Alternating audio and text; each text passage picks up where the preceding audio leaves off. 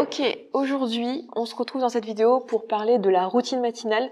Je vous ai fait récemment une vidéo, enfin récemment, je sais pas au moment où cette vidéo sera publiée, mais je vous ai fait il n'y a pas très longtemps une vidéo où je vous montrais ma routine matinale. Je la remettrai ici si vous l'aviez pas vue. Et en fait, à la suite des commentaires et tout, je me suis dit que ça serait intéressant de parler de la routine matinale de manière générale. Je me suis dit que j'allais vous partager un petit peu quelques petites clés que j'ai à ma disposition pour vous aider à créer votre propre routine sur mesure. Parce que en fait, je me rends compte qu'on est beaucoup à s'inspirer des routines des autres, mais comme on ne sait pas pourquoi ils ont fait tel ou tel choix, ben c'est assez facile de se dire moi ça me correspond pas, du coup je peux pas faire de routine. Alors qu'en fait, si, c'est juste que c'est pas forcément, ces personnes sont juste pas vous, et du coup oui, c'est normal que ça vous corresponde pas, parce que faut trouver juste ce qui va vous correspondre à vous. Je pense que ce qui est important de faire pour commencer, c'est de lister toutes les choses que vous aimeriez mettre le matin. Toutes les choses qui sont en fait des choses que vous pensez importantes pour vous, que vous n'arrivez pas à faire à d'autres moments de la journée pour X raisons, parce que vous avez des enfants, parce que vous travaillez de longues heures dans votre journée, parce que, j'en sais rien, vous procrastinez toujours dessus, ou c'est des choses qui demandent de la concentration, et le temps que vous auriez, ce sera le soir en rentrant, mais qu'en rentrant vous êtes fatigué, vous n'avez plus envie de faire ces choses-là, voilà, que vous avez plutôt envie de vous détendre. Bref, tous ces trucs qui rentrent dans cette catégorie, vous savez, des choses qui sont importantes mais non urgentes. Notez un peu toutes ces choses-là, faites-vous cette liste de trucs que vous pourriez faire le matin, que vous envisagez de faire le matin. Et effectivement, vous pouvez vous inspirer d'autres routines, ce que moi j'ai fait, vous pouvez vous inspirer de la Miracle Morning, c'est ce que moi j'ai fait, qui est ce livre que je vous mettrai ici. Je crois que c'est la Morning Routine, la Miracle Morning Routine, je crois qu'elle est en 6 ou 7 ou peut-être même 8 étapes, je ne sais plus bien parce que ça fait un moment que j'ai lu ce livre. Très bon livre d'ailleurs si vous voulez vous inspirer. Après le livre est très il faut faire ça et c'est ça la bonne façon de faire. Sauf que cette façon de faire pour moi elle correspond pas à tout le monde. C'est pour ça que j'ai envie de vous donner quelques clés autres que juste c'est ce cadre-là et c'est ça l'idéal. Alors oui, il peut y avoir du sport, des affirmations positives, de l'écriture, je sais pas, de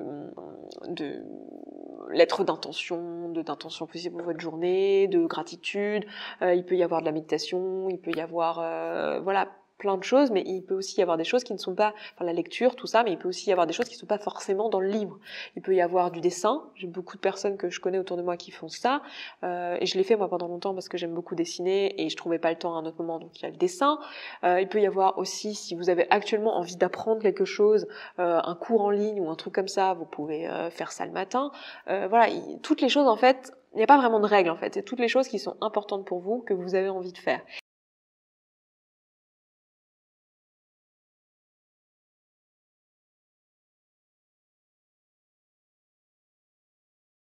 Je crois que c'est ça la seule règle en fait, c'est que vous ayez vraiment une profonde motivation pour vous lever à 5h, 6h du matin pour faire le truc en question. Donc il faut que vous en ayez envie. Donc faites-vous cette liste et ce que j'ai envie de vous recommander, du coup, après bien sûr là je le dis comme d'habitude un peu sous forme d'ordre parce que j'essaye de vous donner des conseils, mais vous faites, vous piochez ce qui vous correspond, vous laissez ce qui vous correspond pas, mais je trouve que ce qui aide en fait, c'est de vous assurer pour chacun des points que vous avez une raison et vous demandez laquelle c'est en fait cette raison. Et cette raison, ça peut être juste, j'ai envie de tester juste pour voir si je vois un impact dans ma vie. Par exemple la méditation, je sais pas, j'ai pas de vraie raison. Donc assurez-vous que vous ayez une bonne raison et que ce soit une raison qui vous soit propre et pas juste c'est ce qui est écrit dans le Miracle Morning, vous voyez. Parce que ça va pas être suffisant pour se lever le matin, c'est quand même un peu relou de se lever le matin, hein. Qui qu'on soit, si on se lève à 6h ou à 5h du matin, c'est avec une réelle envie de faire la chose en question. Il faut que ce soit quelque chose qui vous botte et qui fasse que vous ayez envie de vous lever le matin. Si ça vous botte pas du tout d'aller à la gym le matin, n'allez pas à la gym le matin. Si en revanche vous voyez que pour vous levez pour passer 1 heure à dessiner ou 1 heure à jouer au piano, ça va être un truc de ouf. Et je dis 1 heure, en fait on va parler après du temps. Choisissez ça. Donc faites votre liste, trouvez les raisons aussi pour lesquelles votre cerveau vous dit tout de suite c'est impossible. C'est-à-dire que dans cette liste, il y a plein de trucs, votre cerveau va dire « Ah non, mais t'auras pas le temps. Ah mais non, ça va être trop difficile. Ah mais t'as jamais réussi avant, tu vas jamais y arriver cette fois-ci. Pourquoi tu y arriveras maintenant alors que t'as jamais fait avant. Ah mais t'as pas la volonté. » Voilà, écoutez toutes les choses que votre cerveau va vous proposer comme bonne raison de pas faire ces choses-là, ou ah mais c'est beaucoup trop strict de se lever tous les matins pour faire ça. Puis la productivité c'est vraiment un truc socialement appris, ça sert à rien de vouloir être trop productif, il faut un peu de liberté dans la vie, et il faut se laisser vivre et lâcher prise et tout ça. Je suis pas du tout contre ces idées-là, je les trouve très belles.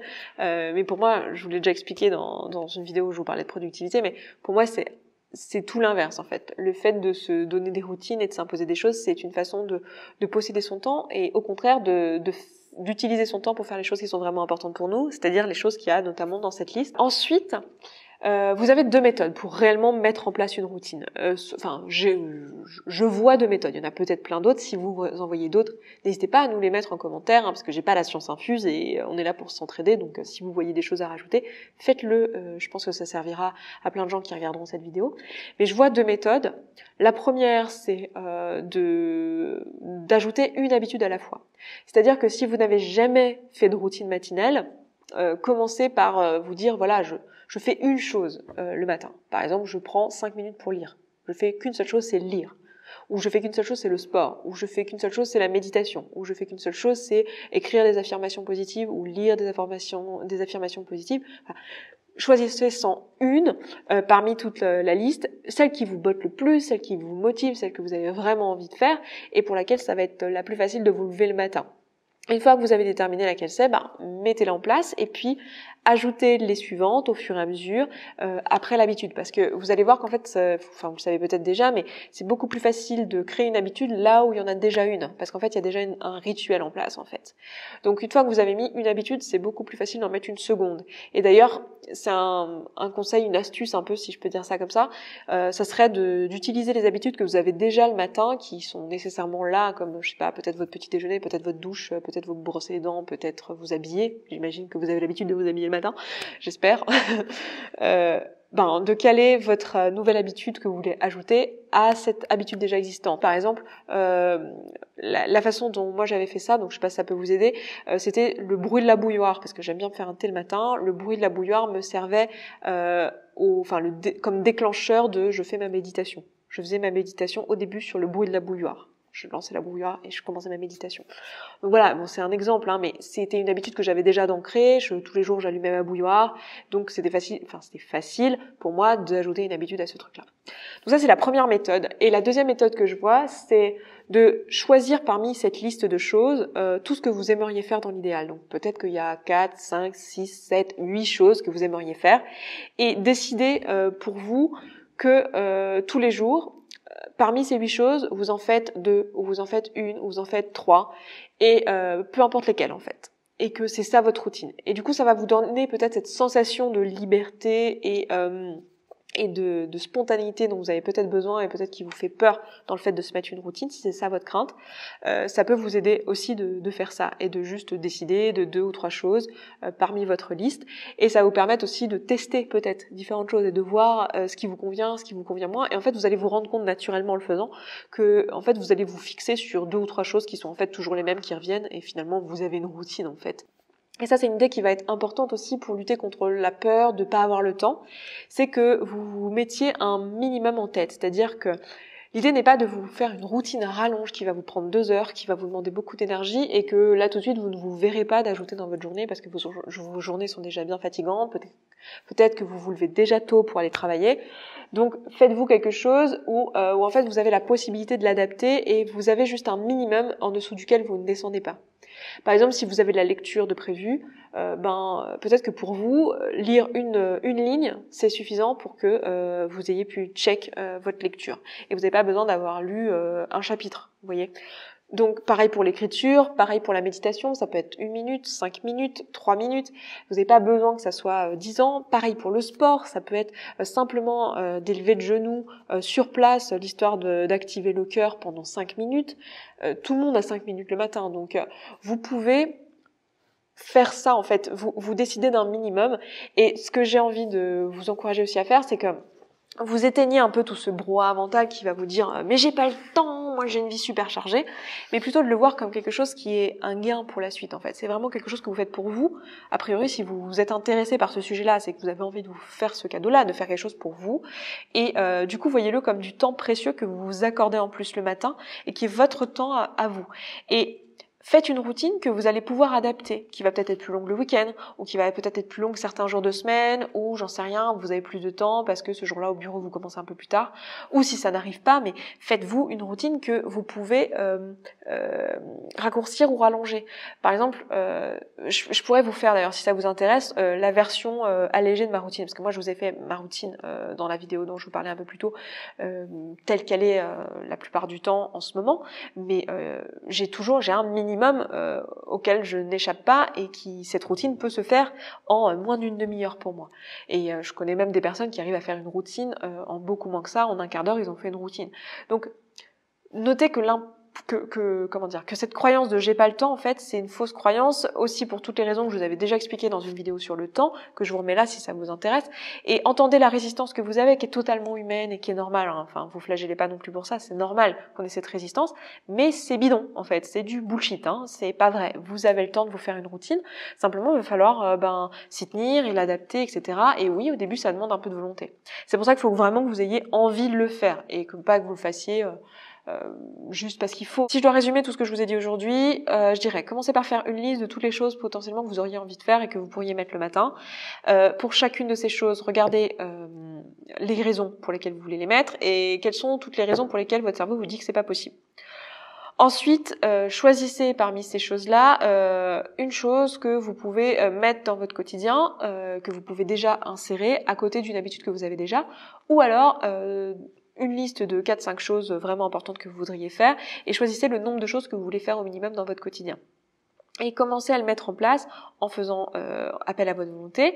Et troisième chose, adaptez votre routine à votre quotidien et choisissez une routine qui est assez flexible, rendez-la flexible, faites en sorte que vous puissiez passer un certain temps, enfin que vous puissiez la faire en moins de temps.